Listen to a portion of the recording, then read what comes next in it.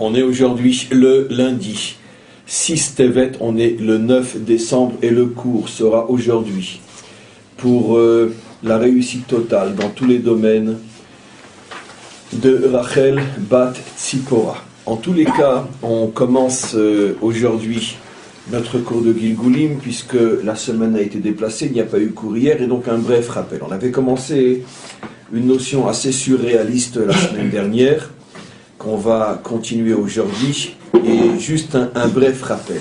On avait expliqué pour la première fois la semaine dernière quelque chose de très très nouveau. C'est comment fonctionne par rapport à ce qu'on pourrait appeler le tikkun, le perfectionnement ou la réparation de l'âme, comment fonctionnent les deux parties de la Torah. Puis, comme on le sait, la Torah a été donnée en deux parties, des actions qu'il faut faire et des choses qu'il est interdit de faire.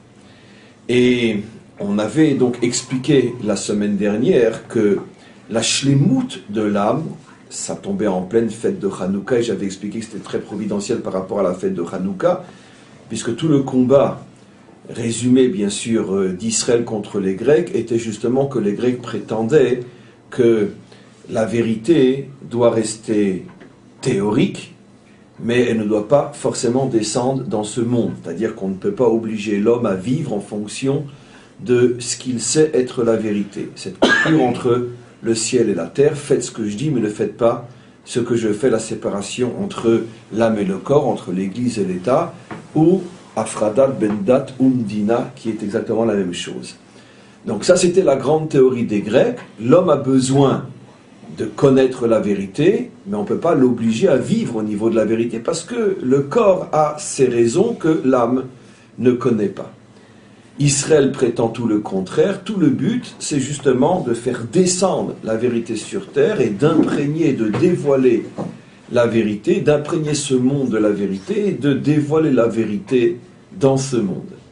Alors, quel rapport avec le cours sur les Gilgulim? Il nous avait révélé le Hari HaKadosh, quelque chose absolument incroyable, que justement le perfectionnement de l'âme, c'est d'arriver justement à la dévoiler dans toutes les parties du corps.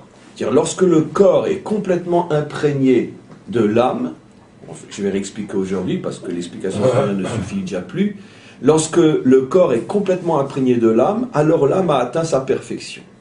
C'est la raison pour laquelle expliquait-il qu'il y a 248 mitzvot positives en rapport aux 248 parties du corps. Chaque mitzvah a pour but de permettre à l'âme d'imprégner un petit peu plus, de conquérir un petit peu plus, de se dévoiler un petit peu plus dans la partie du corps qui correspond à la mitzvah en question. Alors bien sûr, ça vaudrait la peine peut-être un jour, si on en a le mérite, d'expliquer le rapport entre telle mitzvah et telle partie du corps. Pour l'instant, c'est une explication qui nous dépasse totalement. On n'a absolument aucune idée comment ça fonctionne dans les détails, mais on sait comment ça fonctionne très globalement. Donc, autant de commandements positifs que de parties du corps, et chaque fois que tu réalises un des commandements, et bien sûr, il faut le refaire de très très nombreuses fois dans sa vie, mais au fur et à mesure que tu répètes ce commandement, à ce moment-là, la partie de l'âme qui correspond à ce commandement rentre dans la partie correspondante au niveau du corps. Ça veut dire quoi concrètement? Ça veut dire quoi? Ça veut dire que l'homme arrive à vivre sa dimension terrestre en ressentant de plus en plus sa connexion avec Hachem. On le sait tous, l'exemple est banal, j'en ai presque assez de le répéter tellement il est banal. On le sait tous, on est maintenant en train d'écouter un cours de Torah, on ressent très fort, on pourrait dire, enfin j'espère, on ressent très fort notre connexion avec Hachem. Après, chacun d'entre nous va vaquer à ses occupations, dans son bureau, à la maison, peu importe où, et la connexion, on va la sentir très très faible. Et à plus forte raison que si on rentre véritablement dans les soucis, les tracas de ce monde matériel, on va se sentir complètement déconnecté. C'est donc la preuve que notre âme n'imprègne pas notre corps, puisqu'on est constamment en état de haut et de bas. Ce qui veut dire que notre âme plane au-dessus de nous, et la raison pour laquelle on la ressent maintenant pendant ce cours, c'est pas parce qu'elle rentre en nous, c'est parce que nous, on monte vers elle. C'est ce qu'on appelle le sod du Makif. Le secret du Makif, ça veut dire que l'âme plane au-dessus de nous. Le secret, bien sûr, de ce planage, on le trouve d'une manière allusive dans la Torah elle-même, Veruar Elokim merachefet al pnei amayim. Le souffle divin planait au-dessus des eaux.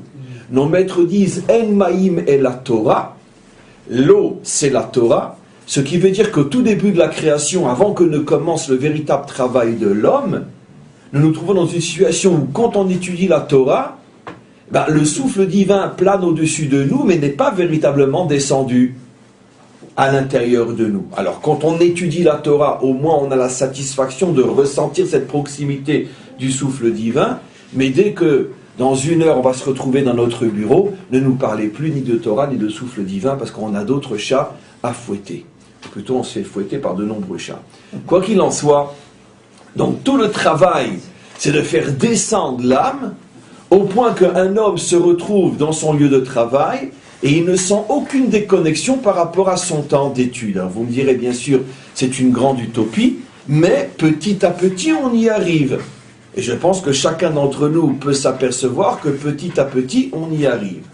Imaginez-vous un homme qui est arrivé à vivre 24 heures d'une journée et sentir la même puissance de connexion, que ce soit quand il mange, quand il dort, quand il étudie, quand il prie, quand il fait du sport ou quand il se détend, ils se sont toujours connectés de la même manière. Ce niveau-là, c'est le niveau de David Ameler. Shiviti Hashem le Negdi Tamid. Nos maîtres disent, traduction premier niveau, j'ai placé Hashem en face de moi tout le temps. C'est déjà très significatif la traduction à un premier niveau, mais la Chassidut va beaucoup plus loin. Le Admour Hazaken explique Shiviti Milachon Shavé.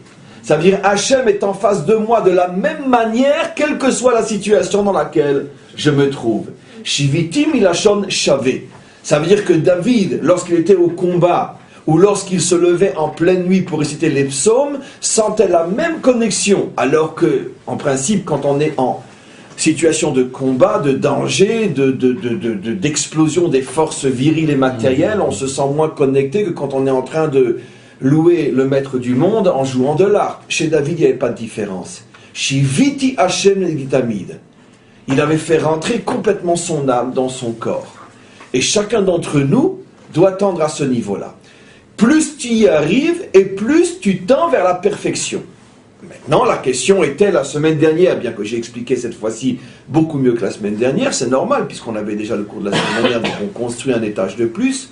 On avait posé la question... Enfin, le Hari Akadosh nous pose la question, et les lotaase, les transgressions, ce qu'il ne faut pas faire, qu'est-ce que ça fait, ce qu'il ne faut pas faire quand on fait ce qu'il ne faut pas faire? Alors il dit, ça n'empêche pas l'entrée de l'âme dans le corps, c'est-à-dire que, supposons un homme qui fait comme on doit le faire les mitzvot, mais qui d'un autre côté a des faiblesses et de temps à autre faute dans ce qu'il est interdit de faire.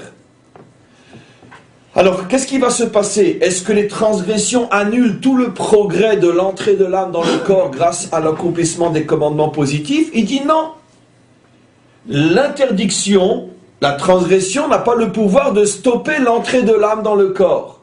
C'est-à-dire que si un homme fait comme il doit faire les 248 mitzvot positives, et ceci tout le temps de vie qui lui est imparti par le maître du monde, son âme rentrera dans le corps autant qu'elle doit rentrer en fonction de ce Gilgoul, de ses compétences, etc.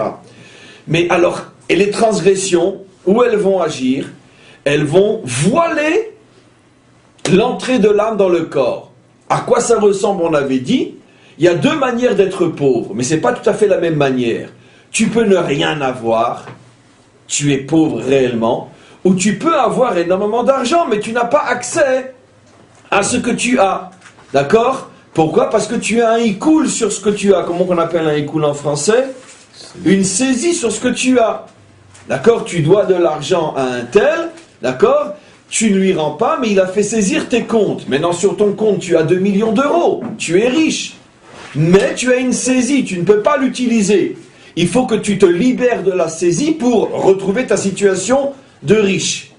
Exactement de la même manière, la transgression n'empêche pas l'entrée de l'âme, donc d'une certaine manière la richesse spirituelle, mais elle voile l'entrée de l'âme au point que finalement, résultat, tu peux mourir de faim comme celui qui n'a rien, parce qu'à quoi ça sert d'avoir 2 millions d'euros sur ton compte si de toute façon tu ne peux pas les utiliser. Donc, voilà, maintenant, quelle est la différence malgré tout? La différence malgré tout, on va la voir entre autres aujourd'hui avec le problème des Gilgulim. Est-ce que tu reviens pour continuer l'entrée de l'âme, ou tu reviens pour libérer la saisie sur l'âme? À dire que un homme, enfin, après je vais revenir un petit peu en arrière, un homme peut avoir deux types de Gilgulim. Il y a un type de Gilgulim que tu reviens parce que dans la première vie, tu as très peu fait rentrer ton âme dans ton corps, c'est-à-dire tu as très peu accompli des commandements positifs, et donc ton âme se trouve encore en état de planage, de merachefet, et donc elle n'a pas du tout commencé ou terminé plutôt sa perfection, car une âme n'est considérée comme parfaite que quand elle a complètement imprégné le corps, et cette âme reviendra autant de fois qu'il le faudra jusqu'à ce qu'elle imprègne le corps, dans ces 248 parties, et ça peut donc être des milliers de revenus de retour sur terre, d'où l'importance dans chaque vie de faire un maximum de commandements positifs, parce que ça évite des retours en voiture, en voilà. Donc ça, c'est une possibilité de retour de l'âme.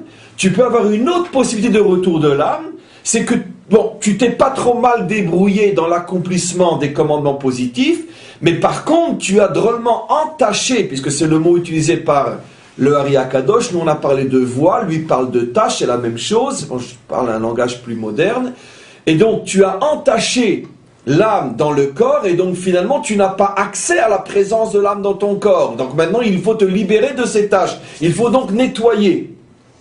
Donc tu as un Gilgul du type faire rentrer l'âme, et tu as un Gilgul du type nettoyer l'âme, mais elle est là.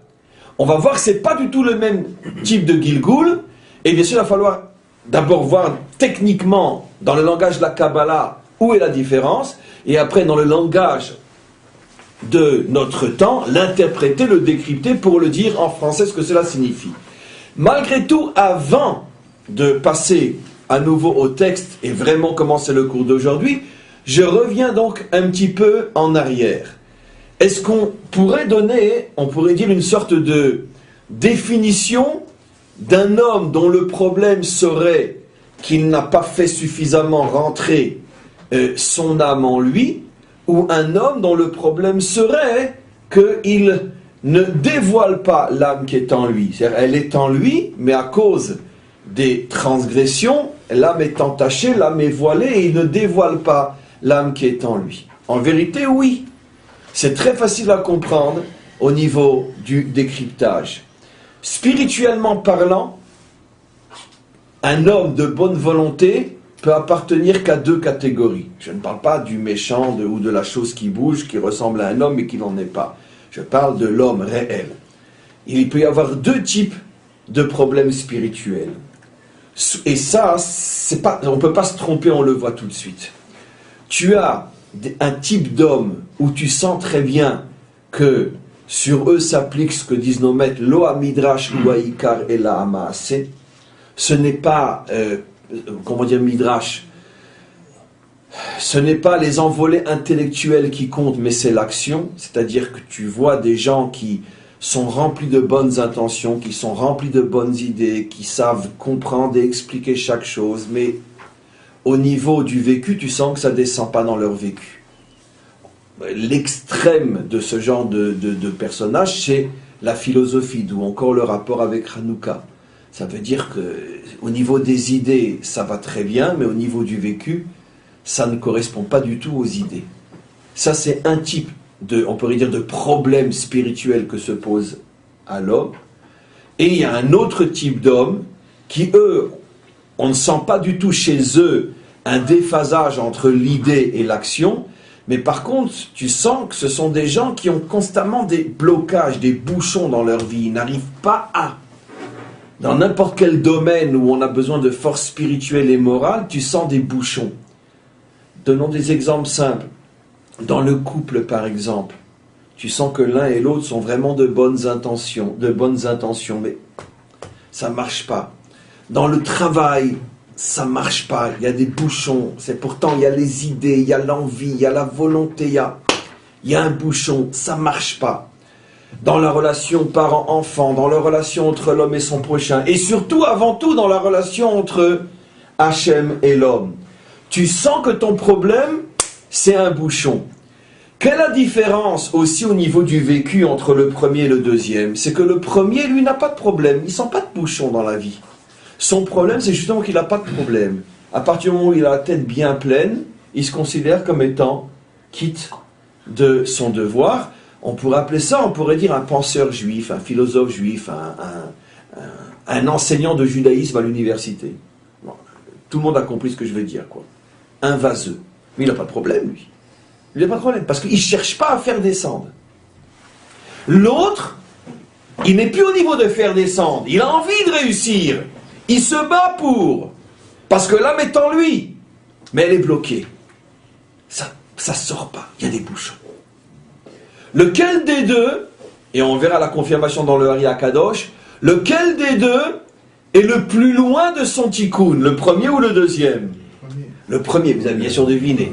Le premier, celui qui n'a pas de problème parce qu'il a une tête bien pleine, lui, Bichlal, il a un grave problème. C'est que justement, il n'a pas de problème. Lui est dans la situation la pire. Il n'a pas commencé du tout son tikkun. Celui qui est en situation de blocage, c'est-à-dire que tout ce qu'il entreprend dans la vie, dans tout ou dans certains domaines, il y a la compréhension, la volonté, le désir, la sincérité, l'honnêteté, mais ça bloque. Lui, il a déjà drôlement commencé son tikkun, comme on le verra, parce qu'il est plein de force de vouloir réussir, l'âme est en lui, mais il y a un bouchon. Lui est déjà beaucoup plus avancé dans son perfectionnement.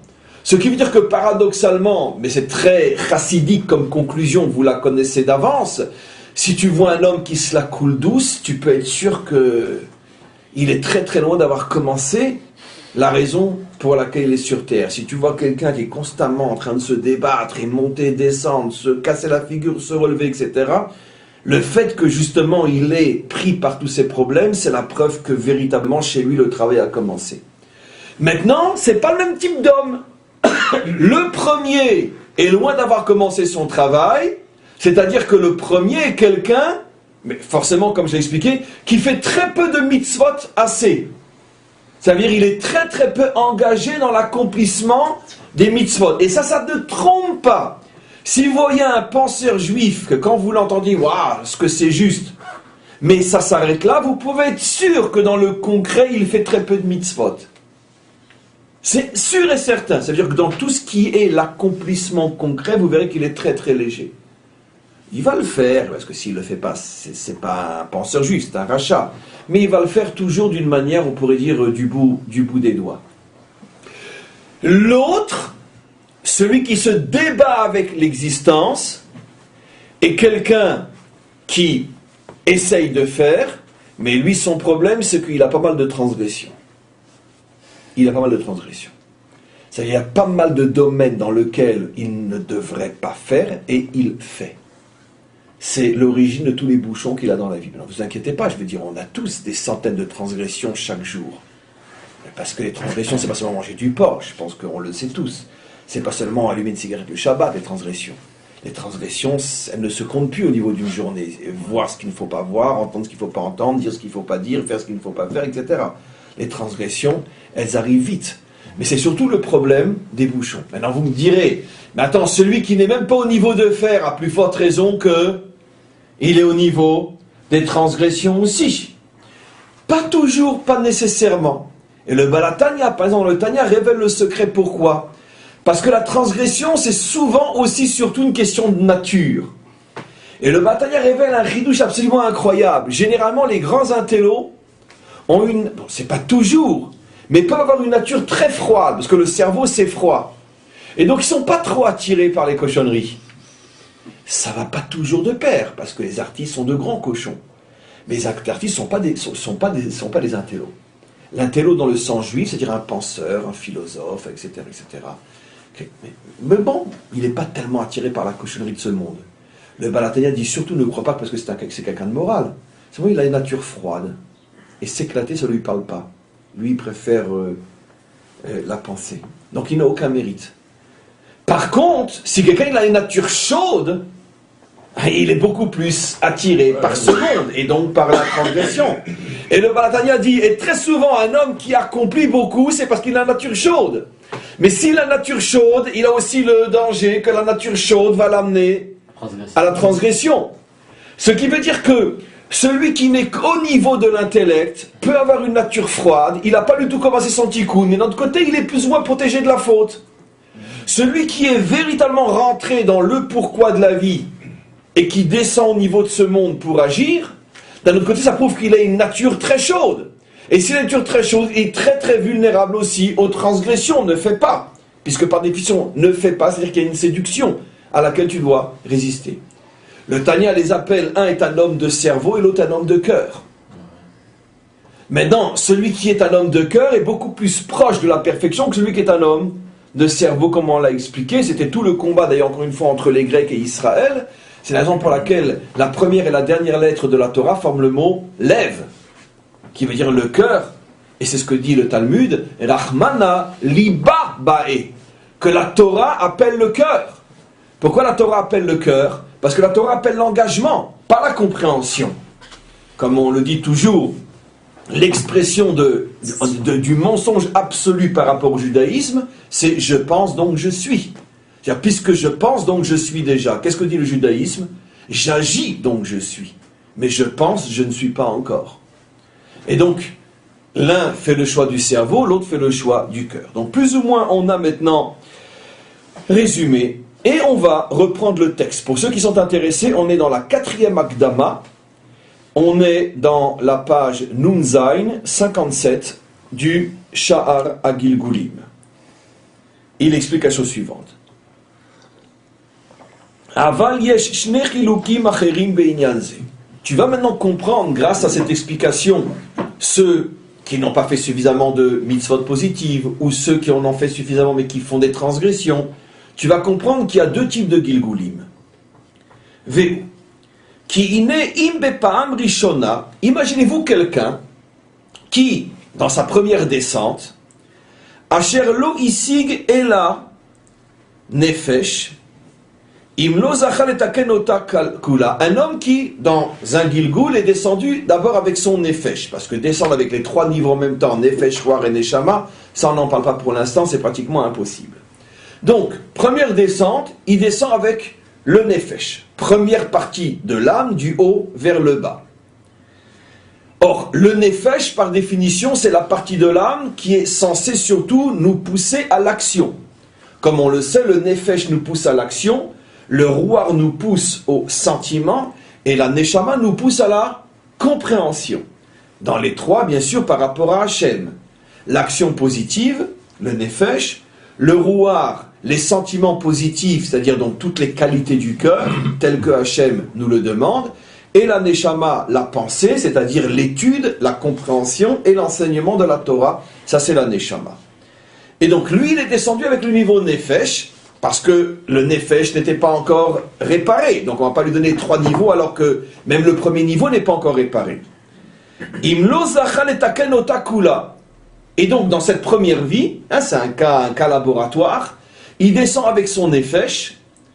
Son but dans cette vie était surtout de se remplir de bonnes actions pour que le nefesh rentre complètement en lui, puisque c'est ce à quoi le nefesh le pousse. Mais lui, il a vécu paresseux. Ça veut dire qu'il n'a pas du tout utilisé son potentiel bonnes actions. Quand j'ai bonnes actions, c'est pas prendre la main d'une vieille maman et lui faire traverser la route ou lui monter les courses au 3e étage. Je parle pas de ça. Bonnes actions, ça veut dire Altikre Banaïr et la Bonaïr. Les enfants d'Hachem sont les constructeurs du monde. Construire le monde. Qu'est-ce que tu as fait pour construire le monde ? Lui, il a construit son compte en banque surtout. Et donc, il n'a pas construit le manque. Il n'a pas construit le monde, il n'a pas construit le manque. Il n'a pas réparé le manque, il n'a pas construit le monde. Alors, Imlo zachal etaken ota kula. Il a fait un petit peu quand même, vous allez comprendre pourquoi, parce que dire qu'il n'a rien fait, c'est absolument impossible non plus, ça serait un rachat. Il a fait un petit peu, mais il a fait juste le minimum pour avoir une vie dont il n'a pas honte, disons. D'accord ? Un petit peu de communauté, un petit peu de vie sociale, un petit peu de charité, un petit peu de tout, quoi. Voilà. Et toujours avec la philosophie de les excès sont pas bons. Donc un petit peu de tout. Alors, qu'est-ce qu'il dit? Le Matok explique, chez l'Ozachal Ashlim et Nefesh Bekiva Mitzvot. Il n'a pas fait suffisamment de mitzvot, c'est-à-dire qu'il était prévu pour ce Nefesh-là une quantité, on va dire, de 1500 très bonnes actions pour que le Nefesh rentre complètement dans le corps, et lui, il s'est contenté d'en faire 430. Donc il lui en manque un sacré paquet. La reine, l'Ozachal Alechelek Katanin Nefesh, donc il n'a fait rentrer dans son corps qu'une toute petite partie du Nefesh. Et la majeure partie du Nefesh est restée comme un parachute au-dessus de lui, Merachefet, Makif et non Pnimi, pour utiliser le langage de la Chassidoute. Oumet, et il est mort. Il est mort à 120 ans, les deux mains sur son gros ventre, heureux, content, avec sa femme, ses enfants, ses petits-enfants, ses arrière-petits-enfants, une vie réussie, c'est-à-dire nulle et ratée. Alors, Iné, qu'est-ce qui va lui arriver à ce pauvre homme?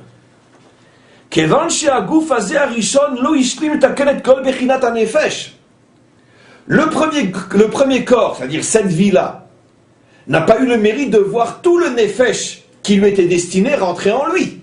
Le programme était que tout ce nefesh puisse rentrer dans ce corps. Mais lui, par fainéantise, n'a pas voulu utiliser tout ce potentiel. Qu'est-ce qui va se passer? La reine, et donc, on va d'abord lire techniquement, parce que c'est un sacré morceau qu'on commence aujourd'hui. Be'et triatametim, quand il y aura la résurrection, pour l'instant je reste dans le langage de la Kabbalah, quand il y aura la résurrection, les morts vont revivre, en lo le guf harishon ela oto chelek aprati asher tikenu bechaim.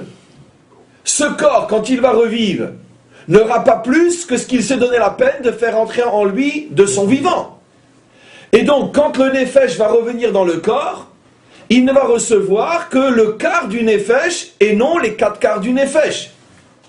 Il va se retrouver, au moment de la résurrection, avec un quart de nefesh en lui. Waouh, le pauvre, vous imaginez pour l'éternité. Un quart d'homme pour l'éternité. Tout ce potentiel n'est pas utilisé en fait. Mais non. Alors, on va, encore une fois, c'est très technique pour l'instant, un peu de patience. Maintenant, lui, ce corps-là, au moment de la résurrection, n'aura donc qu'un quart de nefesh. Mais le problème c'est que les 3 quarts de nefesh, ainsi que le roi et la neshama, qui n'étaient même pas descendus de la première vie, où ils sont passés, 3 quarts de nefesh et tout le roi, 4 quarts de roi et 4 quarts de neshama, où ils sont passés. Alors il explique, Velachen, et donc, il faut un Gilgoul. Parce que ces 3 quarts-là, ils veulent réussir. Automatiquement, Hachem va prendre les 3 quarts de nefesh qui ne sont pas rentrés dans le premier corps, et il va les mettre dans une autre vie, dans un autre corps. Begouf acher le hashlim tikuna. Hachem va donner une chance à un deuxième corps de faire rentrer en lui les 3 quarts de nefesh qui ne sont pas rentrés dans le premier. Et supposons, dit-il, que le deuxième réussisse à faire rentrer en lui les 3 quarts de nefesh. Et ceci bien avant d'avoir terminé sa vie. Hachem lui a donné à vivre 84 ans, et à l'âge de 54 ans, il a terminé de faire entrer en lui les 3 quarts du nefesh. Donc il lui reste 30 ans, qu'est-ce qu'il va faire? Hachem dit, t'as encore ton roi et t'as encore ta neshama. Donc à l'âge de 54 ans, il reçoit le roi. Le roi, il lui faut 10 ans pour le faire entrer entièrement dans le corps. Il lui reste encore 20 ans.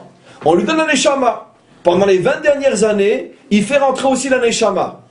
Vous me direz, comment on est sûr qu'il fait rentrer en lui le roi et la neshama? On verra plus tard que si un homme arrive à faire rentrer en lui tout le nefesh, c'est sûr qu'il arrive à faire rentrer en lui aussi le roi et la neshama. Parce que tout le combat est au niveau du nefesh, au niveau de l'action. Qu'est-ce qu'il y a de plus dur sur terre? D'être bon, d'avoir des qualités, de connaître la vérité, ou de construire la vérité. C'est tout le cours d'aujourd'hui. Donc si un homme est arrivé à construire, à plus forte raison qu'il a les qualités du cœur et à plus forte raison qu'il a les qualités du cerveau. Donc, finalement, cet homme-là se retrouve à 84 ans avec les 3 quarts du nefesh qui manquaient dans le premier corps, qui sont maintenant en lui, tout le rouar et toute la neshama. Alors, qu'est-ce qui va se passer?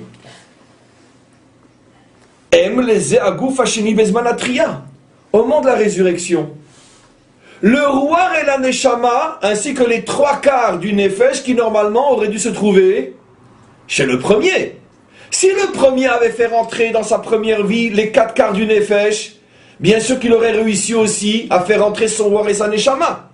Mais comme il ne s'est contenté le premier que de faire entrer seulement 1/4 de nefesh, le 3/4 de nefesh et 4/4 de roi et 4/4 de neshama sont partis chez le deuxième. Au moment de la résurrection, qui c'est qui prend? Le deuxième. Et donc, Emleze Agouf Hasheni, Bezmanatria, Beofen qui aime le Gouf Harishon, et le premier corps, lui, il va voir 90% de son être, de ce qui aurait pu être son être à lui, il va le voir chez l'autre. Beofen, et donc, qui aime la Gouf Harishon, le premier corps, Shum Chelek Beroar ou Beneshama, il n'a aucune part dans le roi et la Neshama, qui lui, normalement, était destiné. C'est-à-dire, il se retrouve avec 1/4 de Nefesh, pas de roi, pas de Neshama. L'autre se retrouve avec 3/4 de Nefesh, un roi et une Neshama.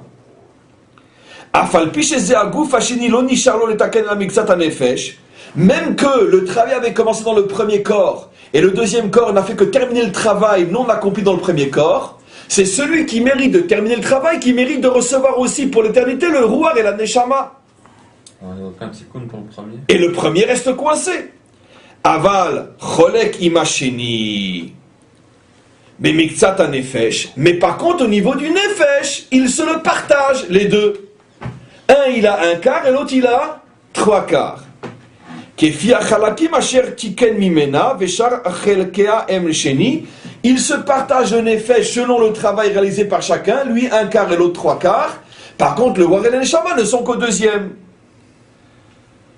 Voilà. Alors bien sûr, c'est extrêmement mystérieux. Et on prie le maître du monde pour nous aider à expliquer ça aujourd'hui. La semaine prochaine, il n'y aura pas cours. Mais la semaine d'après, on parlera du deuxième type de tikkun, qui est donc quand on revient pour des transgressions. Là, aujourd'hui, le cours est quand on revient pour un manque de commandement positif accompli. Alors bien sûr, on va commencer par une question énorme. Qu'est-ce que ça veut dire que, dans la mesure où l'essentiel de l'être, c'est la neshama, et on le sait tous, la neshama sous toutes ses formes, qu'est-ce que ça veut dire que j'ai une partie de mon être ici, une partie de mon être ailleurs? Ça veut dire quoi? Vous imaginez quelqu'un, un corps, j'ai mes 2 jambes à 15 mètres de chez moi, ma tête à 8 mètres, et ça veut dire quoi? Alors vous me direz, bon, l'âme, c'est pas comme le corps, elle est au-dessus de l'espace-temps. Mais malgré tout, ça reste, quoi qu'il en soit, un problème. On ne peut pas comprendre comment ça fonctionne.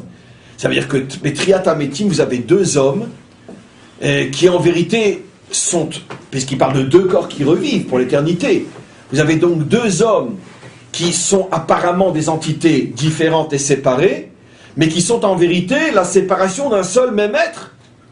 Maintenant, je vais vous poser une question. Je comprends que le premier souffre un petit peu de se sentir qu'un quart, on dit il est moins qu'un quart d'être. Il est 1/4 de Nefesh, mais il est 0 roi et 0 Neshama. Donc en vérité, il est moins qu'un quart d'être. Il est beaucoup moins qu'un quart d'être. Mais même le deuxième, qui a tout le roi, toute la Neshama, et qui a 3/4 d'être, lui aussi il est infirme. À quoi ressemble le premier? À un pied sans corps. À quoi ressemble le deuxième? À un corps sans pied. C'est sûr qu'un corps sans pied, c'est vivant. Mais malgré tout, ça s'appelle quand même un moum, ça s'appelle quand même une infirmité. Donc finalement, ça veut dire qu'à cause du premier, même le deuxième, il est voué à être pour l'éternité un infirme. C'est pas juste pour le deuxième, puisque le deuxième, lui, au contraire, il a travaillé, il a terminé le travail. Donc pourquoi le deuxième devrait subir l'infirmité causée par le premier? Surtout que le Ari Akadosh dit qu'en ce qui concerne le Nefesh, ils sont obligés de se le partager. C'est-à-dire que tous les jours, le deuxième va visiter son pied qui est à 100 km de chez lui. Et il prend son pied, d'accord. Mais c'est pas, vous imaginez pour l'éternité un truc pareil, qu'est-ce que ça veut dire? Alors c'est sûr que tel que le Ari Akadosh l'écrit, c'est incompréhensible, mais il le fait exprès, parce qu'il n'a pas l'intention d'expliquer ce qu'il dit. Puisque si vous imaginez si ce genre de texte était compréhensible par tout le monde, ce que ça deviendrait comme catastrophe, regardez ce qu'ils ont fait de la Bible. Donc imaginez de la Kabbalah si on leur mettait entre leurs mains. Donc, automatiquement, il écrit dans un langage qui est hyper codé. Et bon, nous, comme de toute façon personne ne nous entend, on va le décoder entre nous. Alors, on va donner un exemple simple dans la vie de tous les jours. Et vous allez voir comment cet exemple-là, c'est vraiment le modèle parfait pour comprendre ces notions-là. Au tout début de Masechet Sanhedrin, évidemment je l'ai préparé, je l'ai laissé dans mon bureau, derrière le rideau, c'est pas grave. Au tout début de Masechet Sanhedrin, dans la première Mishnah, Sanhedrin, Zvachim, pardon, le traité qui parle des Korbanot, on nous parle là-bas de l'enseignement d'un maître qui s'appelait, je ne sais plus, Eliezer Achi Azaria, je ne sais plus exactement, je connais plus le nom par cœur, mais mot à mot, on l'appelle Shimon, frère de Réhouven. Shimon, frère de Réhouven, disait, c'est une drôle d'appellation, généralement on a Shimon, ben, fils d'eux. On a des fois un tel père d'eux. Et aussi barbare. Oui, voilà. Mais frère d'eux, c'est une appellation très très rare dans le Talmud. On nomme pas un homme comme étant le frère d'eux. Il est le fils d'eux. Il peut être le père d'eux s'il a un fils illustre. Mais pourquoi frère d'eux? Surtout que la raison pour laquelle on l'appelle frère de Réhouven, c'est parce que Réhouven était un personnage illustre, puisque nos commentaires expliquent qu'on ne trouve aucun enseignement de ce frère apparemment illustre dans la Torah. Enfin, dans le Talmud. Alors pourquoi Réhouven, qui est lui le maître qui enseigne, on doit le nommer du nom de son frère? Réhouven, frère de Shimon, alors que Shimon n'est pas du tout un personnage connu. Alors pourquoi le citer? Rashi rapporte et explique, parce que Shimon faisait du commerce et entretenait Réhouven, qui lui se consacrait entièrement à la Torah, et donc il lui donnait une partie de ses revenus pour qu'il puisse ne pas avoir besoin de se préoccuper de choses matérielles et pouvoir se consacrer entièrement à la Torah. Et Rashi dit, bien que Shimon n'était qu'un simple commerçant, qui n'était pas du tout un homme de Torah, dans la mesure où toute la Torah de Réhouven tenait sur ce que Shimon lui donnait, toute la Torah de Réhouven, c'est comme si elle appartenait aussi à Shimon. C'est pour ça qu'à chaque fois que Réhouven donnait un enseignement, on rappelait, voici ce que dit Réhouven, fils de Shimon. Parce que sans Shimon, Réhouven ne peut pas enseigner la Torah. Voilà. Maintenant, ce secret, enfin c'est pas un secret, je veux dire, le secret c'est ce qu'on va voir aujourd'hui. Cette définition de celui qui travaille et qui donne une partie de ses revenus à celui qui étudie ou enseigne, c'est une notion qui est très connue dans le judaïsme. Absolument. Puisque c'est le fameux contrat qu'il y avait entre Yissachar et Zevouloun. Deux tribus d'Israël fonctionnaient comme ça, comme on le sait dans notre tradition. Zevouloun, c'était les marins, les commerçants, etc., qui eux partaient au loin et qui avaient une grande réussite. Et une partie de leurs revenus était consacrée à la tribu de Yissachar, qui eux se consacraient pratiquement exclusivement à l'étude et à l'enseignement de la Torah. Donc c'est une notion qui est même biblique d'après notre tradition. De même, dans l'élaboration de notre peuple, et ça aussi c'est traduit en termes de loi, puisque la raison pour laquelle on donnait le maaser, les troumot et tous les prélèvements on donnait aux Kohanim et aux Lévi'im, pourquoi? Parce que Yaakov l'a révélé lui-même dans la Torah, Yoru Mishpatecha le Yaakov. C'est la tribu qui a été choisie pour se consacrer, on pourrait dire, à la construction et la diffusion de la lumière spirituelle, donc automatiquement, elle ne peut pas être dans les champs et faire du commerce au-delà de la mer, de l'autre côté de la mer, donc automatiquement, les 11 tribus d'Israël subviennent aux besoins de cette tribu-là. Donc, il n'y a rien de nouveau. Malgré tout, il y a oui quelque chose de nouveau, et là, c'est tel que c'est expliqué ici. Ce que je vais expliquer maintenant, encore une fois, n'est pas, on pourrait dire, une vérité absolue, dans ce sens que chaque fois qu'on est en présence de ce schéma-là, ça veut dire que c'est comme le Ari Akadosh l'explique. Mais très souvent, oui. Et j'explique. Ce fameux rapport qui existe entre ces deux corps, finalement, dont un n'a qu'une partie du Nefesh, donc est très matérialiste, puisque Nefesh c'est matérialiste. Mais en plus, il n'a qu'une partie du Nefesh, donc c'est-à-dire qu'il n'est même pas arrivé à imprégner toute sa vie matérielle de son âme. Ce qui veut dire que c'est vraiment quelqu'un de très matérialiste. Puisque ce qu'on a expliqué, faire rentrer tout le Nefesh en soi signifie que même quand je suis sur mon lieu de travail, je me sens connecté à Hachem. C'est déjà un très haut niveau spirituel de travail. Quelqu'un qui arrive à travailler en se sentant connecté avec Hachem, il il est très très haut sur le plan spirituel. Donc on parle de quelqu'un qui n'a qu'un petit morceau de nefesh en lui, ça veut dire il fait Shabbat, il mange kasher, il étudie un petit peu la Torah, il fait cette filote, etc. Mais c'est uniquement à la synagogue ou dans le centre d'études. Mais quand il est dans les 3/4 de sa vie, puisqu'il n'a que 1/4 de nefesh en lui, dans les 3/4 de sa vie qui sont consacrés finalement au quotidien, il n'y a pas de connexion ressentie. C'est pas un homme qui faute, mais il n'y a pas de connexion ressentie avec Hachem. Donc, c'est, on pourrait dire, le juif standard. Le bon juif standard. Croyant, pratiquant, religieux, mais ça s'arrête à la synagogue. Très bien. Ça ne veut pas dire qu'il fait des bêtises quand il est au travail, parce que dans ce cas, c'est pas un bon juif pratiquant, c'est un salopard. Mais un bon juif pratiquant, ça veut dire que quand il travaille, il pense plus au bon Dieu, mais d'un autre côté, il travaille moralement, proprement, etc. Mais sans ressentir sa connexion avec Hachem. Donc c'est le bon juif standard, chacun d'entre nous. Maintenant le problème c'est que les 3/4 de son nefesh sont passés dans un autre corps. Mais dans cet autre corps-là, va faire non seulement rentrer les 3/4 de son nefesh dans son corps, c'est-à-dire ça va être quelqu'un qui se sent constamment connecté avec Hachem dans le quotidien, mais qui en plus fait rentrer le roi et fait rentrer la neshama, c'est-à-dire c'est un homme qui va être d'un très très haut niveau spirituel, puisque non seulement tout ce qu'on lui a donné comme nefesh rentre dans le corps, mais en plus se rajoute le roi et la neshama, donc c'est déjà un très grand Talmid Chacham. Mais le problème c'est qu'il lui manque 1/4 de nefesh. C'est ça qui provoque la transgression. Non, c'est encore autre chose le problème de la transgression. Je parle maintenant du tikkun que le deuxième a fait. Mais il lui manque 1/4 de nefesh. Et celui qui n'a que le quart de nefesh, il lui manque toutes ces autres parties qui auraient pu être en lui. Qu'est-ce que va faire Hachem? Eh bien, ils vont se rencontrer. Et l'un va vivre avec l'autre, et l'un va transmettre à l'autre ce qu'il a. Ils vont se rencontrer. Ils vont dépendre l'un de l'autre. Ils vont dépendre l'un de l'autre, ils vont vivre ensemble. C'est-à-dire, celui qui n'a que le quart de nefesh va consacrer toute sa vie à aider celui qui a 3/4 de nefesh plus ruach plus neshama, et celui qui a les 3/4 de nefesh plus ruach plus neshama va consacrer sa vie à aider, sur le plan bien sûr moral et spirituel, celui qui n'a que le quart de nefesh, mais qui en vérité sont le même être. Ce qui veut dire que va régner entre eux, on pourrait dire une fusion, une union inimaginable, puisqu'en vérité c'est la même neshama, c'est le même être. Simplement à cause du problème des Gilgulim, ils se retrouvent dans deux corps. Mais c'est le même être. En vérité maintenant ce que je vous dis, c'est exactement ce qui s'est passé avec les Kohanim.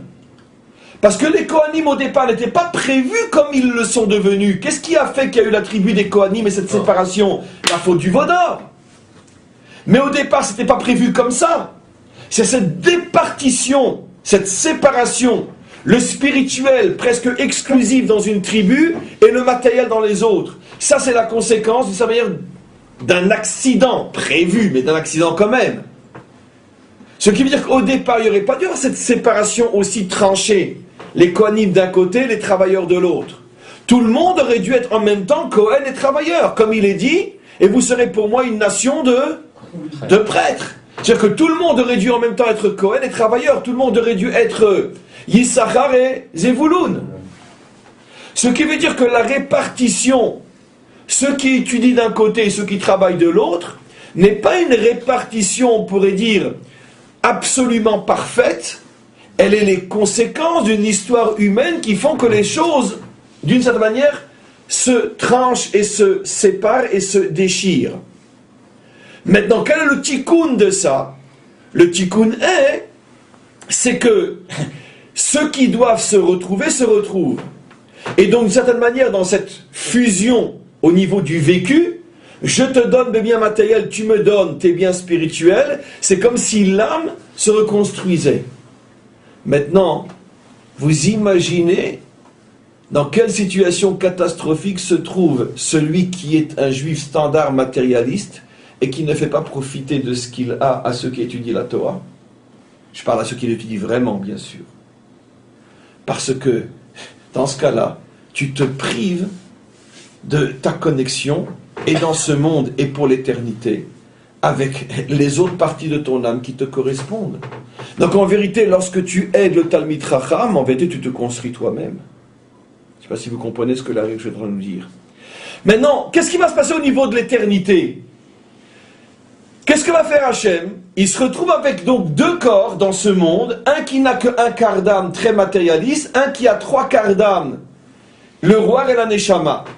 Celui qui a trois quarts d'âme, dans la mesure où il n'a pas les quatre quarts d'âme, le met dans une situation où il ne pourra jamais être indépendant sur le plan matériel. Écoutez bien ce que je dis. Pour pouvoir être indépendant sur le plan matériel, il faut avoir quatre quarts d'âme, tout ton roi et tout un neshama.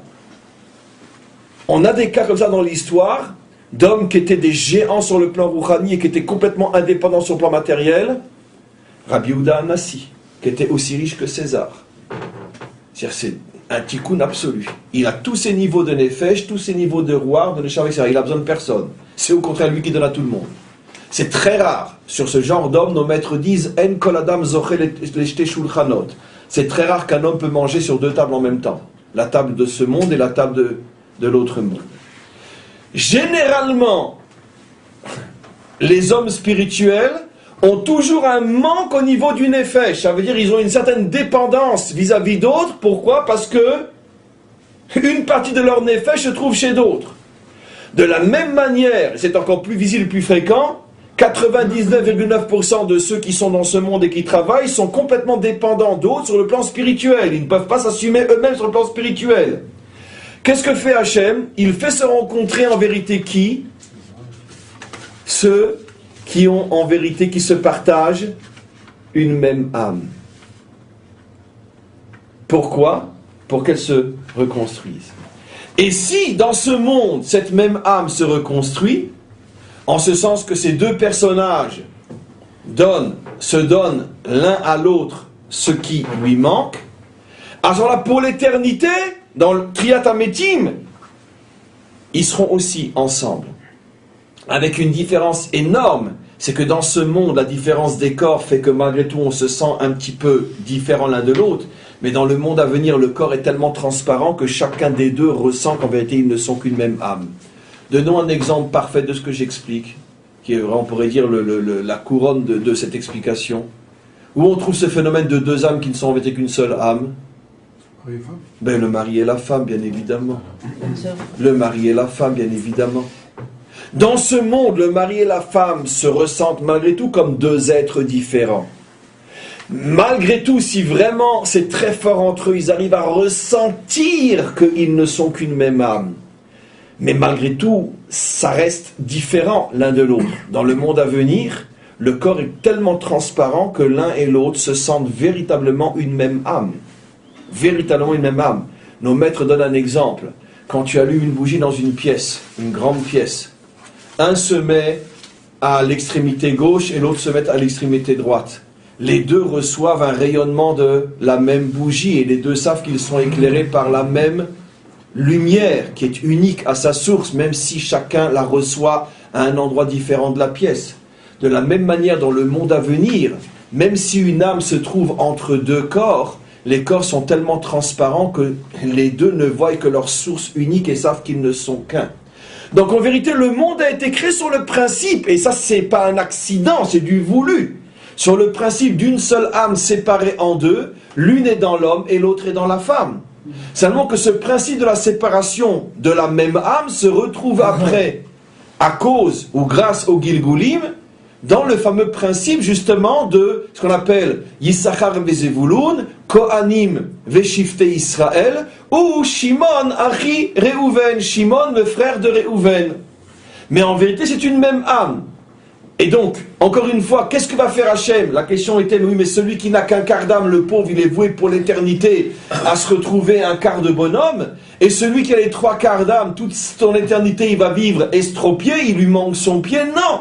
Parce que Hachem, pour sauver cette âme unique au départ qui s'est scindée en deux, va faire qu'ils vont se rencontrer dans une vie, ils vont comprendre qu'ils doivent se porter, qu'ils doivent s'aider l'un et l'autre, chacun selon ses compétences, Et cette âme se reconstitue, et dans le monde à venir, cette âme sera éternellement ensemble, au point qu'on ne sentira plus qui est quoi et qui, puisque c'est en vérité la reconstruction d'une même âme. Donc c'est quelque chose d'absolument incroyable. C'est pour ça que chacun d'entre nous, je ne peux pas ne pas conclure, en tout cas ce que je dis maintenant par cette phrase, chacun d'entre nous a vérifié, comme on est tous des juifs standards, on est plutôt des quarts d'âme que des quarts de nefesh, plutôt que des trois quarts plus roir et neshama, chacun d'entre nous a drôlement intérêt dans cette vie à se trouver, on pourrait dire, un projet rouhani qu'il aide, parce que ce projet rouhani qu'il aide, c'est peut-être celui qui contient la partie de l'âme qui lui manque. Et donc automatiquement tu reconstitues, tu sauves ton âme d'une certaine manière, si tu trouves ce projet que tu l'aides. Voilà, on va passer aux questions. Est-ce qu'il y en a?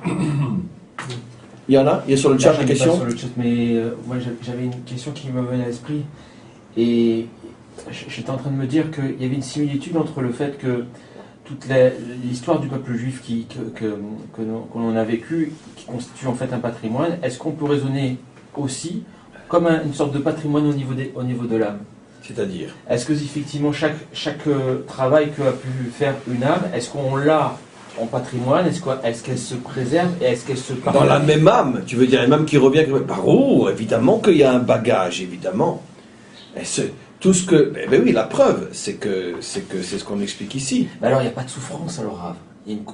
On arrive presque à une sorte de plénitude, puisque plus on avance, plus on arrive justement à ce qu'on vous expliquait. Non, mais le problème c'est que justement là interviennent à nouveau les transgressions. Les transgressions voilent le potentiel. Si on ne transgressait pas et qu'on ne revenait que pour compléter l'âme, tu as 100% raison que chaque vie rajoutée serait un plus avec un sentiment de progrès. Comme quand on construit une maison à étage. Mais le problème c'est que dans chaque vie il y a aussi des transgressions qui voilent, non néfastes, mais qui voilent l'acquis. Ce qui veut dire que chaque vie se ressent comme si c'était en vérité un commencement à zéro, et qu'on ressent toutes les difficultés de chaque vie, malheureusement à cause des transgressions. Ce qui veut dire qu'après ce genre de cours, on devrait se dire que finalement, j'ai qu'une chose à faire maintenant à partir d'aujourd'hui, faire le plus intelligemment possible, le meilleur d'actions constructives possible, et surtout faire très attention à ne plus fauter. Parce que qu'est-ce qui va se passer? Si je ne faute plus, automatiquement, mon potentiel, mon bagage, finalement, mon héritage nishmatique va se révéler. Imaginez-vous que je suis aujourd'hui le 1000e Gilgoul d'une âme. Vous imaginez toutes les forces que j'ai? Et donc automatiquement, si je me nettoie et que j'enlève les voiles, je peux me retrouver en quelques secondes à la tête d'un empire spirituel inimaginable. C'est aussi l'explication que donnent nos maîtres. Comment se fait-il le fameux problème du Baal Teshuvah, celui qui était tout en bas et qui parfois, parce qu'il fait Teshuvah, se retrouve tellement haut qu'il dépasse même celui qui n'a jamais fauté. Comment c'est possible? Alors il y a différentes explications possibles, mais l'une d'entre elles liée à cette explication de Kabbalah est très évidente. Ça veut dire que si on parle d'un homme qui avait, à cause de toutes les vies antérieures de cette âme-là, un bagage spirituel inimaginable, mais il y avait eu dans les vies précédentes, y compris dans la sienne, de très graves fautes qui ont complètement voilé le potentiel. J'ouvre une parenthèse. Vous comprenez maintenant pourquoi nos maîtres utilisent le mot klipa quand ils parlent de transgression? Qu'est-ce que fait la klipa? Elle voile le potentiel. Elle voile la présence de ce que tu as, mais c'est inaccessible. Et donc automatiquement, qu'est-ce qui va se passer? Imaginez-vous que cet homme-là a en vérité un bagage spirituel énorme. Mais il est ce qu'on pourrait appeler un très chaud. Et donc dans chaque vie, il y a eu des réalisations énormes, mais des chutes aussi énormes. Mais comme on a vu, et ça c'est un secret incroyable que nous révèle le Ari Akadosh, aussi graves sont les fautes, elles ne peuvent pas porter atteinte à l'acquis, elles ne peuvent que le voiler. Et c'est une écorce qui se forme. La vie qui arrivera à faire Teshuvah, ça correspond à quoi? Il casse l'écorce. Et s'il casse l'écorce, il découvre le fruit. Et si le fruit est immense, d'où la raison pour laquelle des fois quand quelqu'un fait Teshuvah, il est propulsé à des hauteurs qu'un homme qui n'a jamais fauté ne peut pas atteindre. Pourquoi? Parce que En vérité, c'est même pas vraiment mon mérite. C'est que j'étais porteur d'une âme qui avait un potentiel inimaginable. Moi, mon mérite, c'est d'avoir cassé l'écorce, ce qu'on appelle faire teshuva. J'ai cassé l'écorce, maintenant je suis à la tête d'un empire spirituel. Vous voyez ? Généralement, on le trouve, cette explication même très, on va dire biologiquement, très pragmatiquement parlant. Imaginez-vous quelqu'un qui a 4 générations en arrière, d'accord, un aïeul qui est un illustre tzaddik, d'accord. Imaginez-vous. Maintenant, ça n'empêche pas que peut sortir de lui 4-5 générations après aussi quelque chose de très insignifiant et de très fauteur, comme on l'a vu tout dans notre histoire. Mais imaginez-vous que ce fauteur-là, tout d'un coup, fasse teshuva. Quand il va casser l'écorce, qu'est-ce qu'il va découvrir? Sans le savoir. Le potentiel du tzaddik incroyable qui, à 5 générations, était l'une des lumières de la génération. Automatiquement, il récupère ce potentiel-là et paf, il va monter à des niveaux absolument incroyables. Et comme d'une certaine manière, ajoutera le Tanya, on est tous au moins les enfants d'Abraham, Yitzhak et Yaakov. Donc de toute façon, on a tous un potentiel inimaginable. Et on peut aller plus loin encore, dira le Tanya. On a tous en nous ce qu'on appelle Chelek Eloka Mima'al, une partie du divin, ou ce qu'on appelle l'étincelle divine. Donc de toute façon, tout le monde a ce potentiel absolument incroyable. Donc dès que tu casses l'écorce, automatiquement, oui. Ah, je comprends pas pourquoi on dit que ce potentiel-là, il peut être conservé. Si une âme, elle a été réparée, pourquoi elle reviendrait ensuite maintenant dans nos corps à nous? Réparer de quoi? Réparer qu'elle a fait rentrer tout le nefesh ou elle a enlevé toutes les tâches? Non, mais là, soyons précis maintenant. Non, mais là on parle d'ajout. À chaque Gilgulim, on parle d'ajout. Si on parle d'ajout... D'ajout, c'est qu'à chaque fois, l'âme rentre un peu plus dans le corps. Ou l'âme se nettoie un peu plus. L'écorce se brise un peu plus. Ça dépend de quel type de Gilgulim. Pour l'instant, aujourd'hui, on n'a pas du Gilgul type l'âme rentre dans le corps. Donc effectivement, si je n'avais pas les tâches qui m'empêchent de voir la progression de l'âme, c'est ce qu'on a expliqué, le 4 ou 5e Gilgul, il commence déjà sa vie au 5e étage. Il a déjà une vision beaucoup plus loin que les premiers. Au contraire, ils ont déjà été réparés, donc ils ne vont pas revenir. La partie qui va revenir, qui n'a pas été réparée seulement, reviendra pour être réparée. C'est-à-dire si j'ai réparé un quart, oui. comme il dit dans le texte, celle qui va revenir après, c'est les 3 quarts manquants. Donc au contraire, il va lui manquer un bagage. Non, voilà, on dit qu'un cumul. Non, j'ai compris. La question est très juste. Non, et la question est très juste, et elle est liée, cette question, à quelque chose que je n'ai pas suffisamment bien expliqué. Bravo. Effectivement, on a vu que si quelqu'un ne fait rentrer qu'un quart en lui, et les autres rentrées ne seront plus en lui. Donc il ne bénéficie pas de l'acquis apparemment. Mathématiquement parlant, il a raison. D'après ce que j'ai expliqué, il n'y a pas d'acquis, puisque à chaque fois c'est dans un autre corps. Chaque partie non rentrée ira tenter sa chance dans un autre corps. À la rigueur, ce qui peut se passer, comme on l'a conclu, c'est que si les différents corps se retrouvent, l'âme unique fusionne à nouveau, etc. Bon, d'accord, mais tant qu'elle ne fusionne pas, il n'y a pas de potentialité. Mais c'est vrai, mais parce qu'on parle de 2 cas différents. Ce dont parle le Hari, c'est quelqu'un qui n'a pas utilisé, qui n'a pas fait rentrer toute son âme, par faute, en ce sens que par manque de travail. Ça veut dire que 70 ans de la vie qu'on lui a donnée n'a pas été utilisé. Lui ne méritera pas que les 3 quarts rentrent chez lui, rentrent chez un autre. Au plus, il méritera de le rencontrer cet autre-là et ensemble ils vont fusionner. Mais moi, quand j'ai parlé de potentialité, c'est que ta question est excellente parce qu'elle a mis en évidence que finalement je parle et je me rends même pas compte que je ne l'ai pas expliqué.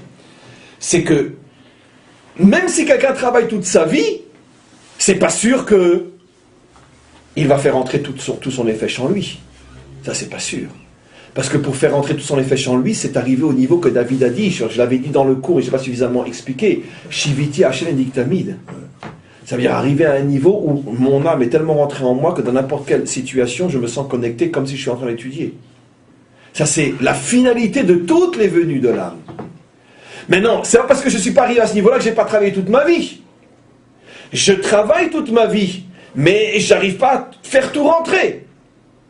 Alors, quand je suis dans une dynamique de travailler toute ma vie, mais que parce que je n'ai pas pu faire tout rentrer, parce que c'est pas évident et pas facile, à ce moment-là, quand cette âme revient, elle revient au bénéfice de ce même être, si tu veux. Alors, ça, c'est une question en soi qu'il ne traite pas ici, mais lequel corps revient, lequel est le vrai? C'est une question qu'il posera beaucoup plus tard. Mais très théoriquement, tu comprends la différence. Si j'ai arrêté de travailler à 30 ans, et puis que je me la suis coulé douce jusqu'à 70, alors tu n'as aucune chance que tout ce que tu n'as pas fait rentrer en toi rentre à nouveau directement chez toi. Ça rentrera chez un autre, et tu n'en bénéficieras que si tu te colles à l'autre. Mais si tu as dans cette première vie essayé de faire le maximum, mais tu n'y es pas arrivé, mais tu as toujours été dans une dynamique de combat et de progrès, c'est sûr que ce potentiel acquis te restera à toi et n'ira pas chez quelqu'un d'autre. Tu comprends? L'idée reste toujours la même, mais avec une petite nuance que je n'avais pas mis suffisamment en évidence. Oui. Est-ce qu'il y a une limitation dans les Gilgulim? Non. La seule limitation, c'est d'arriver à la perfection ou au désespoir. Ce n'est pas une blague. Soit Hachem a confiance en toi et il te donne autant de venus et de revenus qu'il le faudra. Ça peut être des milliers, dit le Ari Akadosh, pour les tzadikim, c'est-à-dire pour les gens comme vous et moi, c'est-à-dire tzadikim dans le sens tel que c'est-à-dire vous et moi, des gens qui voulons progresser. Il y a autant de Gilgulim qu'il le faudra, et ou bien quelqu'un qui, Hachem sait qu'il n'y a pas d'espoir, et il le sait au bout de la quatrième fois, il donne 4 chances à une âme. Si pendant ces 4 chances, l'âme se comporte extrêmement mal, elle dépasse tout ce qui est possible d'imaginer, à ce moment-là, il y a un yi'ush sur cette âme-là, et automatiquement, il n'y a plus de Gilgulim possible. Et elle devient quoi? On le verra en 100 ans. On le verra en 100 ans. Oui. Quand Yaakov il met au monde ses enfants, a priori il met il met au monde de quoi construire l'âme Israël. Donc s'il met Issachar et Zevulun, qui sont un uniquement matériel et l'autre uniquement spirituel dans le sens qu'on a expliqué tout à l'heure, quelque part les Khatrila a créé une imperfection. Par contre, ils auraient dû tous être Shalem en ayant à la fois l'aspect Nefesh et à la fois l'aspect Neshama Yechida. Alors, Ruach Neshama. Rashi répond à sa question. Tu verras dans Rashi sur la bénédiction qui est donnée à Issachar et à Zvulun, et tu seras étonné de voir, contrairement à notre tradition, mais je vais t'expliquer, et Rashi, notre tradition, que Rashi explique que Issachar était aussi sur le plan matériel extrêmement riche. C'était des cultivateurs qui avaient une réussite matérielle absolument incroyable, Issachar. Et tu verras que Rashi dit que Zvulun aussi était des grands dans la Torah.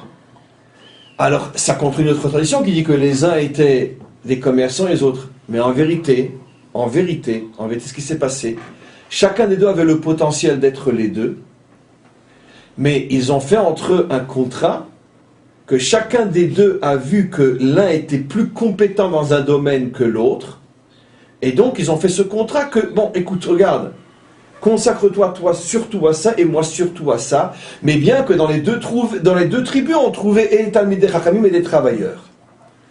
Donc il n'y a pas une imperfection qui a été créée. On pourrait donner un exemple très simple entre 2 hommes d'affaires qui sont tous les deux brillants, mais ils devinent que chacun des deux a dans un domaine une compétence que l'autre a moins. Ils s'associent au niveau de leurs compétences. Je t'aide à mettre en évidence ta compétence à toi, et tu m'aides à mettre en évidence ma compétence à moi. Bien que toi et moi, nous pourrions nous passer l'un de l'autre et avoir une belle réussite. Mais on va avoir encore une plus belle réussite en poussant les compétences de chacun. C'est à ce niveau-là qu'il faut comprendre l'association entre Issachar et Zevulun, qui après est devenue aussi, dans la tradition juive, l'association très terre-à-terre de celui qui ne peut que étudier, celui qui ne peut que travailler. Mais, la véritable association se fait et peut se faire aussi entre des hommes qui, le Talmid Chacham, s'il avait voulu travailler, il aurait pu réussir aussi. Le travailleur est aussi, d'une certaine manière, un homme de Torah, mais malgré tout, il se divise les rôles pour que chacun puisse aller jusqu'au bout de sa compétence. Est-ce qu'on ne trouve pas ça de manière répétée 4 fois, puisqu'il y a 4 camps, avec 3 tribus chacune, etc. Cette explication entre Issachar et Zvulun, elle vaut pour l'ensemble des tribus, puisque c'est 12 plus 1 qui font 13 Echad. Donc ça se reporte partout. La répartition en 4 fois autour du Mishkan, c'est exactement ça, dit le Zohar. la tribu de droite qui est Rouhanite, la tribu de gauche qui est Gashmite, et la tribu du milieu qui attache les deux. Donc de toute façon, évidemment que ce principe-là existe dans les structures même du monde, parce que c'est la répartition de l'humain en hommes et femmes, gauche, droite. Donc de toute façon, ce principe, bien évidemment, existe. C'est pour ça qu'au niveau des tribus d'Israël, c'est un peu plus compliqué que dans le cadre de mon cours, parce que là-bas, on parle des structures qui, mais les khatrila, sont des structures de séparation entre la gauche et la droite, et la force qui les unit, comme dans un mariage, qui est la force qui unit la force de gauche et la force de droite, la dimension masculine et la dimension féminine. Qui est représentée, c'est la force de l'union, c'est le Rav qui les marie finalement, qui est Tiferet, qui fait l'union entre les deux. Le Rav qui symbolise la Torah, qui, au milieu du couple, permet l'union entre l'homme et la femme. Oui. Un gigoul. Un gigoul qui arrive avec un handicap physique énorme. Un gigoul qui revient sur. Oui. Avec un handicap physique. Oui. Pas spirituel, physique. Physique. Oui. Infirme. Un mot. Un infirme, non ? Un infirme, voilà. Oui. Est-ce que il a mérité cet aspect physique, ou du moins ce qu'il reçoit comme... J'ai compris la question. La réponse est extrêmement simple. C'est une question uniquement de degré d'infirmité. Vous connaissez un vivant qui n'est pas infirme, vous ? Oui, on a... Donc, comme on dit au pays des aveugles, borgne est roi. Nous appelons non infirmes parce que nous posons nous comme étant un modèle. Mais en vérité, tous les humains sont. Par définition, un être humain est un infirme. On est infirme dans notre intelligence, dans ci, dans ça, dans nos capacités physiques. On commence à être infirme à partir d'un certain âge où on va en faiblissant jusqu'à la mort. Les maladies, etc. On n'utilise pas même pas 0,5% du cerveau. De toute façon, seulement que comme la majorité d'entre nous ne sont pas infirmes comme lui, alors on se considère comme étant normaux. Mais par définition, depuis la faute de Adam Arishon, de toute façon, toute réalité physique est une infirmité en tant que telle. Absolument. Il y en a qui sont plus poussés, moins poussés, etc. Donc de toute façon, la question ne peut pas être prise en tant que telle sur un infirme, parce que on est tous infirmes. Oui, oui. Dans cette une question de Sonam, dans cette Ishtachelut des Gigolim, comment il arrive l'âme du converti? Comment ça se passe pour lui? Comme on a toujours expliqué, on a consacré déjà beaucoup de cours là. C'est une question du Non, d'accord, mais je veux dire, tous les cours qui ont déjà été donnés répondent à cette question. C'est une âme juive qui descend en monde mikvé, j'ai pas bien compris la question. C'est son passé. Qui repose mieux la question, puisque d'après ce qu'on a déjà expliqué, la question est comme on le sait, au moment du mikvé, il reçoit une âme juive. Une autre question de Marcy, que veut dire l'âme rentre que veut dire que l'âme, elle rentre dans le corps? Concrètement, qu'est-ce que ça veut dire? Qu'est-ce qu'elle ressent? Mais je l'ai expliqué pendant tout le cours. Tout le cours, je l'ai expliqué. Est-ce que quelque part, le fait de dire que le nefesh qui ne soit pas réparé, bon, dans le cas d'un 3 quarts, un quart, c'est pas la porte ouverte à dire écoute, moi je suis né avec un nefesh spirituel, enfin une âme très spirituelle, très rouhani, j'ai réparé les parties rouhaniotes, mais il manque ma partie nefesh, alors amenez-moi un petit peu des aides financières. C'est pas un petit peu la porte ouverte à ça? Reprends la question depuis le début. Étant donné qu'il y a des âmes qui peuvent venir en ayant réparé une grande partie du nefesh, il ne reste plus qu'une partie du nefesh à réparer. Qui les oblige à recevoir une partie de leur réalité matérielle d'ailleurs. Voilà. Ok. Est-ce que c'est pas un peu la porte ouverte à... Voilà, moi j'ai réparé mon nefesh dans un autre... dans un autre Gilgoul. J'ai besoin maintenant que vous veniez m'amener des besoins matériels pour que je puisse étudier à plein temps. Oui, on peut le dire, mais le problème, encore une fois, que comme il s'agit... Juste un instant. On peut poser la question d'une autre manière pour éclairer. Oui. C'est quels sont les moyens qu'un corps, enfin qu'une personne a de repérer où il en est du nefesh? C'est ça qu'il pose. Je vais donner une réponse unique à ces deux questions. C'est le problème du zivoug. Est-ce que le choix véritable de l'autre repose sur des critères techniques, logiques, etc.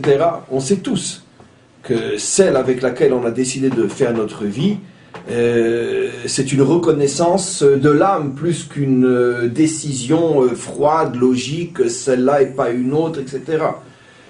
C'est le langage de l'âme. C'est comme ça. Un point, c'est tout. C'est-à-dire que les âmes se reconnaissent, si j'ose dire. On ne peut pas jouer avec ça. Ce que moi j'explique, c'est la fusion des âmes, l'un spirituel plus et l'autre matière plus, au niveau d'un zivoug d'âme. C'est quoi le zivoug en vérité? C'est deux parties d'une même âme qui se reconnaissent parce qu'au départ elles étaient une. Tu ne peux pas inventer l'unité. A priori, ça a posteriori. Voilà. Ça veut dire que le zivoug, c'est pas quelque chose, si tu veux, que tu peux décider. C'est quelque chose qui s'impose à toi parce que cette âme-là ne peut se connecter qu'à cette âme-là, Nekuda. C'est pas forcément la plus belle, la plus intelligente, le plus beau, le plus intelligent, le plus etc. Non. Mais c'est ce que l'âme a besoin. Donc automatiquement, le véritable rapport entre l'homme de Torah et l'homme de travail est du type zivoug. Ce qui veut dire que tu n'inventes pas cette chose-là, tu ne peux pas la créer. Aidez-moi parce que je suis un homme de Torah. Ne t'aideront que ceux qui sont une partie de ton âme. Et toi, tu ne pourras transmettre la Torah qu'à ceux qui sont une partie de ton âme. D'ailleurs, ça va tellement loin cette chose-là, bien que ça va évoquer d'autres questions, ce que je veux dire, mais je ne vais pas répondre à tout. Vous savez que, d'une certaine manière, en matière de concurrence dans les affaires, on a certaines lois qui gèrent la concurrence.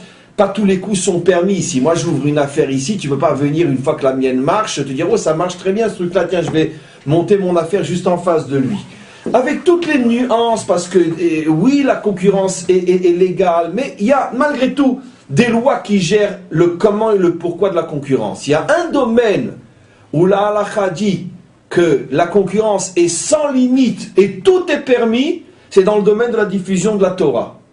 Ça veut dire que n'importe qui a le droit de venir se mettre à côté de moi, regarder mon emploi du temps et regarder à quelle heure je donne des cours et dire ben moi à la même heure, et je vais viser le même public et je vais donner les mêmes cours. Et en plus, je suis plus compétent que lui.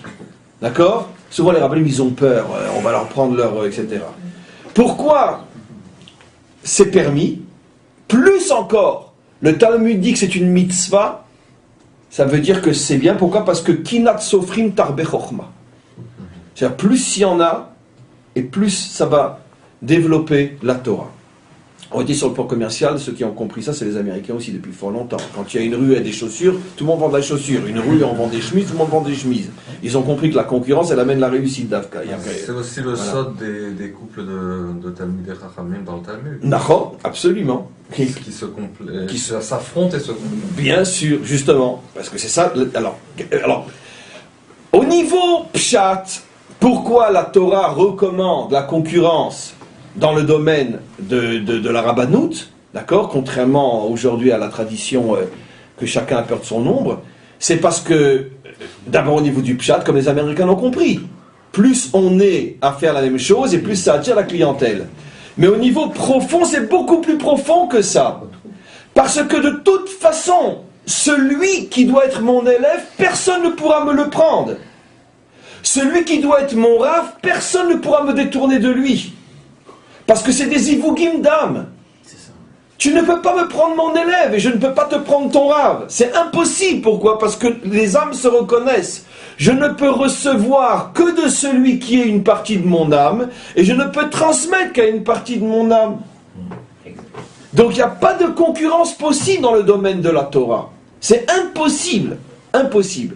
La vérité est que c'est vrai aussi dans le domaine matériel, que personne ne peut te prendre ce qui est à toi. Mais seulement dans le domaine matériel, comme c'est beaucoup, beaucoup plus voilé et que tu ne peux pas demander à un commerçant d'avoir ce niveau de compréhension, c'est pour ça qu'on a des règles qui gèrent la concurrence. Mais dans le domaine spirituel, où si tu es un Talmid Chacham, tu es censé comprendre ces choses-là, comment tu peux râler du fait que lui, il a ouvert une école juste en face de la tienne? Au contraire, tu devrais être content. Comme ça, ceux qui sont à lui iront chez lui, ceux qui sont à toi iront chez toi. Ça fait plus vite le birour. Vous comprenez? Et donc, oui. Comment ça se passe pour des couples qui ne sont pas des vrais zivoug? Ah oui. C'est-à-dire Divorce. C'est-à-dire qu'il y a plusieurs degrés de pas vrai zivoug. Ça veut dire quoi? C'est pas comme ça. Je peux vous dire. Ben, tu as fait une association, Ça, c'est et une puis après... question de chat, Non, hein. non, je comprends. Je sais pas. Non, mais je comprends la question, mais c'est pas ça, mais, parce qu'il y a plusieurs niveaux. Tu as fait une association, et puis après, vous vous êtes séparés. Ça veut dire que ça ne devait pas se faire, ou ça veut dire que ça devait se faire, mais ça ne devait pas continuer. Tu comprends ce que je veux dire? Bien sûr. Voilà, exactement ça le problème. Tu as des associations qui, dès le départ, n'auraient pas dû se faire. Tu as des associations qui avaient un certain sens pendant un certain temps, mais qui maintenant, il doit y avoir séparation. C'est stamp. Et je vais donner un exemple simple. En cas de divorce, par exemple, tu as deux types de divorce. Tu as le divorce du type qui est obligatoire d'après la Torah, tromperie et violence. Tu as l'obligation de divorcer ou de demander le divorce. Ça, c'est la preuve que dès le départ, il ne fallait pas être ensemble. Voilà. Si une femme te trompe, tu peux être sûr et certain qu'elle n'a jamais été ton zivoug. Ah, pourquoi Hachem t'a permis d'aller avec elle? D'accord. Et pourquoi Hachem nous empêche, à chaque fois qu'on va faire une erreur dans la vie, il se met dans une qui n'y va pas? Oh, C'est ça la vie. c'est D'accord. juste. Maintenant, si c'est un couple qui divorce comme 99,9% des couples parce qu'ils ne s'entendent pas, En compatibilité d'humain. ce que la Torah, d'une certaine manière, ne recommande pas du tout, à ce moment-là, on peut dire qu'ils devaient être ensemble pendant un certain nombre d'années et maintenant ils se séparent. Mais pendant le temps où ils étaient ensemble, ils devaient être ensemble. Une fois qu'ils ne sont plus ensemble, ils ne doivent plus être ensemble. Donc maintenant, le zivoug amiti, le vrai zivoug, c'est on commence ensemble, on termine ensemble dans ce monde, dans l'autre et pour toujours. Ça c'est quand c'est au départ une seule et même vraie âme. Question de Bellili. Comment diagnostiquer le désespoir et comment agir en face de ce genre de symptômes? Vous avez parlé de désespoir tout à l'heure. Vous savez par qu'il a rapport aux demandé quatre âmes. Ouais. Ah, Non, je parle du désespoir d'Hachem. Hachem se désespère de cette âme-là.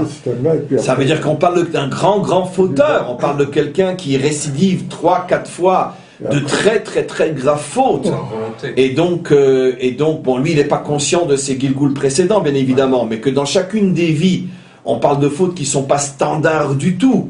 Tu comprends? Et donc, des choses qui sont complètement hors normes par rapport à une vie de faute plus ou moins standard. Alors, Hachem, forcément, va limiter les dégâts au bout d'un certain temps. Donc, il laisse 3 fois maximum, et après, c'est fini. Alors maintenant, qu'est-ce que devient cette âme? Parce que l'âme, elle est éternelle.